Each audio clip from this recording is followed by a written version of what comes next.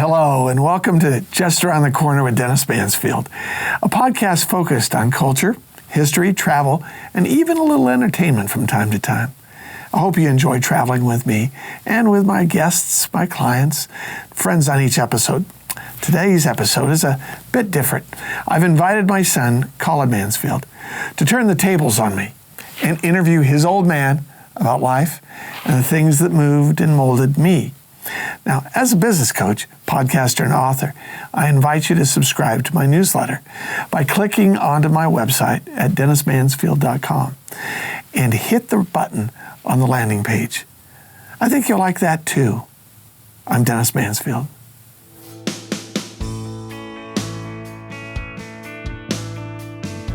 Thank you for joining Just Around the Corner with Dennis Mansfield. As John Hay, one of the most famous men of the 19th century, once said, all the great prizes in life are just around the corner. Let's go there together. Welcome to Just Around the Corner with Dennis Mansfield. I am not Dennis Mansfield, but I am related to him. And I am joined today by Dennis Mansfield. How you doing, Dad? Good, Colin. It is rare to hear my name that many times at the entrance of this particular podcast. Yes. But this episode is a special one, and it's really one of two. Yes, one of two. I am your host today, Colin Mansfield. We have flipped the script. And today I'm going to be interviewing my dad about many things. And here's the fun part, is that he does not know what questions are coming his way. I'm not seeing a single one. Yeah. I don't know. So I'm going And I'm ready. to this over this way so there's no prep involved. So this is going to be a very fun two-part episode. We're going to start today actually by just talking about some things about your life, about your faith, and then in the second episode, we'll talk through some other things like business. So is there anything you wanted to say just to kick things off? Well, I can tell you that I've been in media and in public policy and in business for 4 decades plus. And I've been interviewed on CBS, Fox News, NBC, all over. But I've never been interviewed by you. And so this is really kind of a fun thing for me. And I'm thinking, yeah, let's do this. I was giving my dad some tips. You know, you always put your hands right in the four corners like you would on the news and talk like this. As if I was a newbie. Yeah. little green behind the ears there. I actually wanted to kick things off with a little bit of a throwback today. You grew up as an Air Force brat. And it's not something that you often talk about, I think, in public, though you've certainly told me a lot about it. I want to know, how did growing up as an Air Force brat shape your as a child, your outlook on life? And do you think that has maybe impacted how you have, the decisions you've made going to West Point, some of the other things in your early life? Oh, that's great. I've never been asked that question, so you're off to a good start. You're starting with a nice hit. Yeah, I really, growing up as the third of 7 Air Force brats under Dad and Mom, Grandma and Grandpa, Bill and Virginia Mansfield, really gave me a sense of confidence, because for anybody that was a military dependent as a kid, you knew that once you were on the base, you were taken care of. In other words, the military police, or in the Air Force, the air police, were there and they watched over the kids. So there weren't, and there still aren't to today, cases where oddballs come in and take kids, or kids are hurt or anything. So I grew up with a confidence and a security that was remarkable. And really, when you're in my case, an Air Force brat, the thought was, look at all these cool things these people provided for a playground for me. And statues of planes. Absolutely. Only they were real planes. Yeah. And we would go to the tarmac and we would see them. And where we lived in particular in Texas was Randolph Air Force Base. Lived all over the world. Lived in Germany, lived all over. But the tarmac issue, the idea of the playground issue, being the third of 7, I was the middle child that had fun going to the tarmac and going to the rope line. You see, in the 60s, when I was a a kid, that was the time of Senator Lyndon Johnson, who then became Vice President Lyndon Johnson, who then became President Lyndon Johnson, always flying into the tarmac that was about maybe 800 feet from my house. So I would go over there and I would stand in the rope line, and I'd see the president or the Senate, depending. But Johnson always had an amazing amount of historical people. It's like watching a Mount Rushmore where everybody moved and were alive, except for some of the old guys. They were still alive, but they didn't move much. So I felt like I was watching Mount Rushmore. But I grew up seeing these guys and realizing that Hubert Humphrey was just a guy, that Mike Mansfield was just a guy, that these names that were on the news every night were just people. And I think it instilled in me a sense of, so politics is just people. Okay, I get that. And as a little kid, I didn't treat them in any way, shape, or form other than people that I would meet on the street. So that gave me a firm foundation of celebrities, nah. Politicians, national, nah. These are just guys that are getting off airplanes, doing jobs. That's really interesting, and I feel like as a kid growing up around not only people that either were famous or would become famous, but also being around a lot of people in uniform probably made you very comfortable. Would you say that's true around you've met so many people throughout your life who maybe some would think, oh, those are very important, they must be very uptight. But there's a certain level of humanity when you get past the outer surface or the uniform. Would you say that's true? Oh, absolutely. In fact, I remember some of the greatest times as a Air Force brat was realizing that we could go to the officers' quarters where generals lived for Halloween and get the best candy because they were the wealthy military guys. And I remember times where I'd meet guys and they'd, hey, Denny, how you doing? And then later I'd see them and they'd have 2 stars as generals.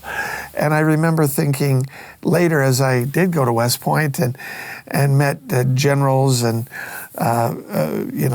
Secretary of States and different people that came, speakers of the House of Representatives, I would always just move towards that issue of seeing the humanity in them. So it gave me a foundation that was really solid without being starstruck and yet appreciating the position, not overindulging in the personality. Sure. No, that makes a lot of sense. We're gonna fast forward a little bit because we could talk a lot about West Point, but I think you've talked a lot about your time at West Point. Over the years I have, I think. Yeah. I want to fast forward to you, and this is around the same time, but you meeting Mom. Yeah. And I want to ask you, I have some questions tangentially, but first I just want to ask you if you could share the story of how you met Mom, because I think it's a lovely story. Thank you. Well, I had dated a fine young lady for 4 years through high school and into West Point. And I think we both, as often is the case with a high school girlfriend or a college girlfriend, you realize that the things that you had in common, not so much anymore. And we were towards the end of our relationship. We weren't angry with each other. We just realized that we were growing apart. And along with a dear friend, Ray Acha, decided to go out to have some ice cream. And I think my girlfriend even suggested, hey, there's a great little ice cream place. May have been Ray. I didn't know this place existed. It was called Swenson's, and it was in the city of West Covina in Southern California. So we went in, and we sat down, and the waitress came up and was just very kind and giving and loving, a very lovely lady. And I remember thinking at the time, now this is the kind of person that I would have a great conversational life with, a fun time with, and therefore engaged in conversation. Well, that of course was Susan, your mom, my bride, because I met her. She couldn't tell whether I was actually even dating the young lady. Apparently, ice formed. That ship had already sailed. Ice formed on the right. I don't know, but she loved talking with Ray, loved talking with me, and certainly was kind and gracious to the young lady. But I decided I've got to go back and meet whoever this young person is. What I didn't know was, yes, as we developed a very quick and whirlwind relationship, she later told me, after I had asked her to marry me, that as she walked up to the table, she heard a voice that said, basically, this is who you're going to marry. And her response was, I wonder if I am going to marry this guy. What did I eat now? This ice cream is great. So sweet. And so there was a mystical quality that did move quickly. I met Mom in January of that particular year of 1977. I asked her to marry me in July of 77. By November of 77, we were married. And as a result of that, every Christmas we've ever had as a couple, we've had as a married couple.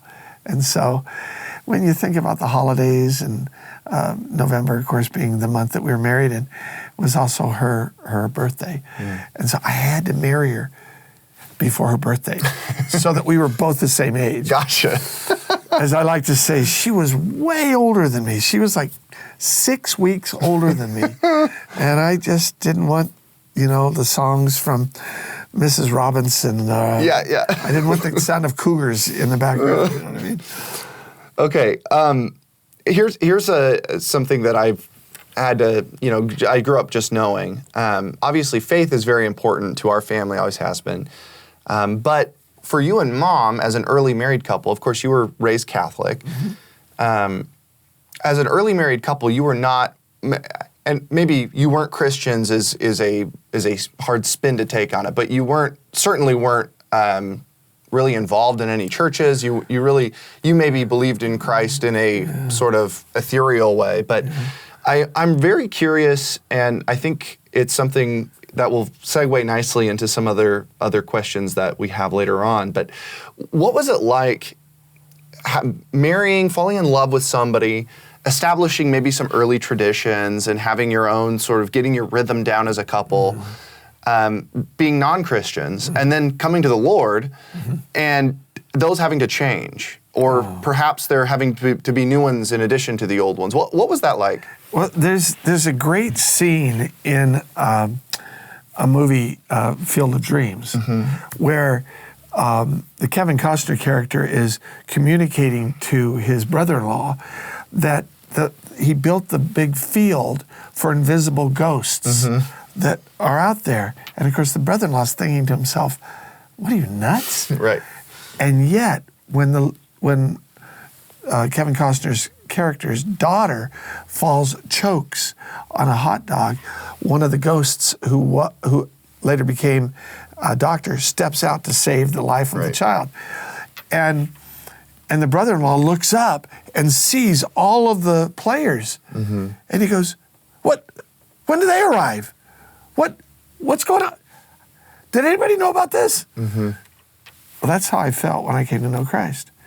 I knew about Christ and had grown up in a I guess, religious family, but I had never grown up in a relational family where the name of Jesus was completely revered, that what Christ did for us on the cross was clear and precise and personal. Right. So when that happened, I felt like that guy in the movie. Does anybody else know about this? Because it was literally like things falling from my eyes. And I realized, Susan and I made the decision there'd be no divorce because we came from divorced families. But she hedged on the issue of homicide. And so we'll flip a coin. Yeah, and I probably gave her reason to. I was just a selfish brat of a boy in men's clothing. And when I surrendered my life to Christ, the two things of our lives became the one thing of our heart. And instead of just living life out loud, we were enjoying the life of a man and a wife who realized that there were 3 strands of the rope that held us together. There was Susan, there was me, and there was the Lord. And those 3 strands are unbelievably tough to break. So we did walk away going, wow! And though the first 2 years of our marriage were beautiful in the sense and lovely in the sense of newlyweds, they were also very difficult. And it hasn't been that the years since, and you know, we have been married many, many years, as you know, have been less difficult. They've just been better to deal with. We have the tools that are involved in the Bible, the Bible, the basic instructions before leaving earth, that have helped me go, oh, that's what it means to be tender, kind-hearted, forgiving one another, just as God in Christ forgave Dennis. Those sorts of things. It's very interesting. When you met the Lord, I mean, what a shift of not just, like you said, the kind of scales falling off of your eyes and changing your own perception, but what a shift in learning how to treat other people. Yeah. You had mentors in your early faith and then all throughout your Christian walk. What do you feel is the impact of mentorship in regards to being a Christian, but also in regards to just life in general? What is the impact of mentorship? Is it something that everybody can get value out of? Is it something that you feel like was essential to you? Or is it like an optional thing that it's nice to have a mentor? Well, I would say that the element that struck me the deepest was the confidentiality of having a mentor, someone that I could go to who met with me on a regular basis to both pray with me. And there's something about the intimacy of prayer together that a man or a woman's heart can be melded with another man or a woman for the purpose of getting the deepest things that you're dealing with, that you and I would be dealing with. When you were little, I used to pray with you on a regular basis, and we'd do Bible studies, and there was a sweetness of seeing you as a little version of you grow into a young man who loved God. Same thing with a mentor to me. Mine was a man named Peter Gosdick, and Peter took time to meet with me. The confidentiality end of it was that I could pour myself out. I think it's the essence of why all Christian traditions have confession as a part of the constructs of what it means to walk in a different way, and to be able to confess the errors of your ways and be encouraged to walk differently. Be challenged even. No, totally be challenged. And not be defensive. I think most of us live in a world of defensiveness. Oh, you don't need to bring that up. Well, actually, they do need to bring it up. And I, as a person or another individual, needs to be challenged by it. So I think that was it. Let's talk about masculinity for a second, because growing up in a Air Force household, having gone to West Point, having been raised and seen all of these very manly men, your dad maybe chief among them, how did you look at masculinity different, or did you maybe initially? How have you looked at masculinity different over the years after meeting the Lord? When you look back on your early life, how did that change? Well, I think all of us, going back to your mentoring, are mentored either purposely or accidentally. And so oftentimes the accidental mentoring comes from what we see on television or movies. Maybe even sometimes by someone that we see off to the side in our life, but normally TV or movies.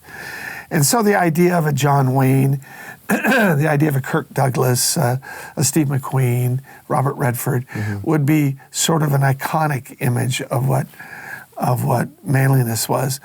What I found, however, was that when I became a follower of Christ, I think I began to see words jump off the pages of the Bible where he described himself as meek and lowly. And I thought, this is the creator of the universe, the one who didn't discover it, but made it. You know, a lot of people discovered stuff, but this is the man who made it. He's a creator. Considered meek in lowliness, something. Wow. When am I not meek? When am I not meek, and when am I not lowly? It's normally when I'm an arrogant buffoon, when I think I'm something, and I want to pretend as though I am for the benefit of someone's adoration or support or whatever. And then I have to go, no, transparency is a part of it. Being vulnerable is a part of it. You can't think you're a big shot when you're laying on the ground. You can't do it. And so those vulnerability and transparency became key to it. Well, and I know you were involved in, especially in the, I guess, I think about it as the way, way past of the 80s and 90s. Long time ago. After Meg and Nate, my older brother and sister came around, I mean, you were involved in ministries even when I was young and before I was born, like Promise Keepers, that were not just focused on how to become a better Christian, but focus on how to become a good Christian man, a better Christian man. And really, my understanding at that time especially was not in a some sort of pat on the back, you know, we're all in it together, but in a very challenging way, in a way calling you to a greater purpose. I've always thought that that's something that's unique, well, perhaps unique, about Christianity and about men in Christianity. I think when it's done well, is calling men to a higher purpose and sort of even reshaping perhaps what masculinity can look like. On that note, Christian trends, I thought this might be interesting. So there's always some cool new thing happening in Christianity and some big pastor or big worship leader, or, you know, we were talking about the famous people, and Christianity certainly has its own, you know, brand of that. What are, you might have to think about this for a minute, so I don't want you to just jump in. Think about it. What are some of the Christian trends or Christian isms that either you followed in your young days and then looking back you're like, gosh, that was silly, or things that you've had to place to the side on purpose, just going, that was a good season, but this is now? That is a tremendous question. and the reason why is that culture exists, and then there's subcultures that exist. And in the evangelical world, in the charismatic world of Christianity, in the media-driven world of Protestantism, what you find, and what I found, was that there were these things that popped up. For example, there was a man named Keith Green. Keith Green was a recording artist in the late 70s when Mom and I came to know Christ. He was a radical John the Baptist kind of guy. He'd been as a youth, he had been an entertainer in Hollywood, and there was a choice of either Donny Osmond or Keith Green to become the next teen heartthrob. Well, Donny Osmond got the job. Keith Green went off to the side and became a has-been at age 11. Gosh. Yeah, and so he became a drug addict and just a dirtbag until he got hosed down and washed off by Jesus. And then it was a radical conversion. And then he started pounding out music. And it was hardcore, you know, get right or get left. And he'd call out people like you'd almost expect a bad football coach who won games, okay? And yet, I was attracted to that because it was a virile masculinity approach to, come on, you hypocrites. You say you love Jesus and you act like hell. Come on. You say you love the Bible and yet you're having sex with your girlfriend. You're not living with her. Oh, really? Well, come on. And I developed that sharpness to my call, and I was always at odds with Christ's gentleness. Internally, because I was going to say, how did you actually think through that at the time when you heard passages on meek and lowly? The part of you must have been like, ugh. There were moments, especially in that viralness of my Christianity that I was like, okay, we're supposed to be warriors for God. Right. Warriors carry swords. Swords cut limbs. Right. That's just the way it is. You know?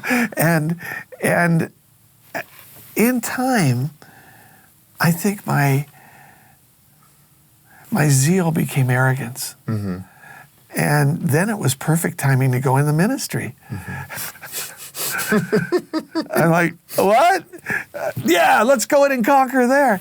And just a matter of a few years, I was involved in Focus on the Family and in other trendy things. Lay out the timeline here. So Keith Green was about when for you? When you got into 70s, and he passed away in 82 in a plane crash. Okay. In 82, I worked with kind of a interesting thing. I decided, you know what? Let's have concerts. So I put concerts together in Southern California, where we lived at the time, and I worked with the Snyder family, who were the founders of In-N-Out hamburgers, and they were very interested. Yes, let's get more people to concerts and let's do this. So I decided, which was a huge amount of money at the time, to put up $10,000 and bring in a couple of Christian groups to a place in San Bernardino and let's get this thing going. Let's rock this house. And open the doors suitable for, I guess, 6,000 or 7,000 people, and 1,000 people showed. Oh, man. And I remember standing in the sidelines going, I'm screwed. Because we were going to take an offering. Yeah. And an average offering at that time was about $3 a person. And so, 6,000, that's 18,000. That would cover the cost. Sure. We paid all the bills, did all the stuff. And yet the Lord took that loss right from the start to say, is it okay to not be cool? Yeah. And do the things that work? Because out of that 1,000 people that showed up, about 800 of them had never heard the gospel. Yeah. And my mentor, Tom Harris, who led me to Christ, was the speaker, and he led them all to Christ. Your perception of success changes Completely. When it's not just about money and numbers. Completely. And it's about hearts. And I went, yeah, I could do this. I could, and that started the breaking of the edges of the hardness of me. And that was what year again? That would have been right at 83, 84. Okay.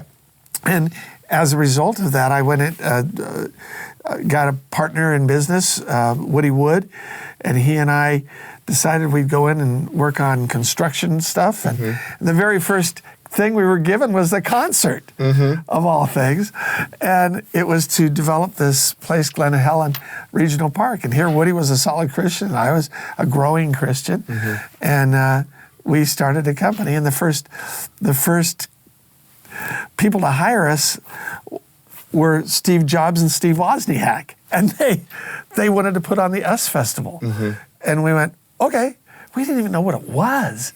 It was like the, I don't know, the rock event of the 80s, the high-tech things, and Apple did it. And so suddenly I had this fabulous success in business.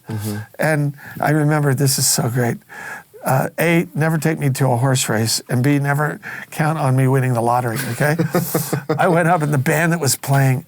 I remember turning to my friend Woody, my partner Woody, business partner, and I said, Woody, this is crazy. Just like that. And he goes, what? I go, look at this.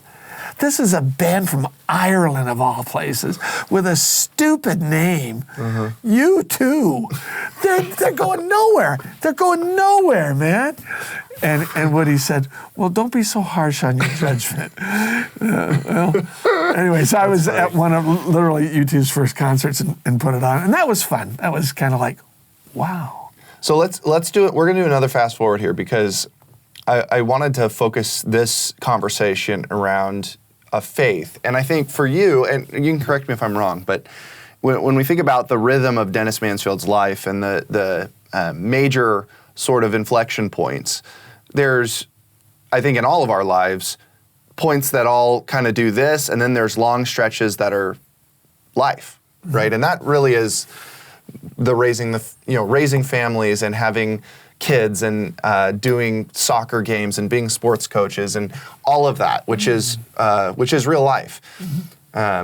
what I want to do is, in terms of faith, from the outside looking in, I think the next major, and perhaps the most recent major change for you in terms of faith was when my brother Nate died. Certainly, I think for all of us, the biggest challenge to all of our faiths in different ways of our lives. I remember you saying something around the time after he died, and you've referred back to it just in our conversations, and I think it is a good point. You said, going through the grief, this is either my faith is real now or it's not. There was this binary decision, right? This or binary choice of I can either, and you do have to choose. It's not something that gets chosen for you. You have to choose, right? Of either I believe actually what I've been doing now for, since I was a young married man for most of my life, most of my grown life, or I don't, and this is all fake, and I'm a fraud, right? Could you talk about that choice? And this is going to be our kind of cliffhanger going into episode 2, right? But could you talk about that choice a little bit? And for you, how did that rock your foundation, and what allowed you to dive further into your relationship with God? Wow. The day that Nate died, you and I were together. Mm-hmm. You saw me get the news. And it was like a shotgun blast against me that you would see in a Hollywood movie. Mm-hmm. And I hit the wall and I crumbled. And I remember at that moment on the floor sobbing and yet knowing this is a moment in time that has to be addressed by me, for me, to God. And I stood up and I purposely said, come on, everybody, get together. Mm-hmm.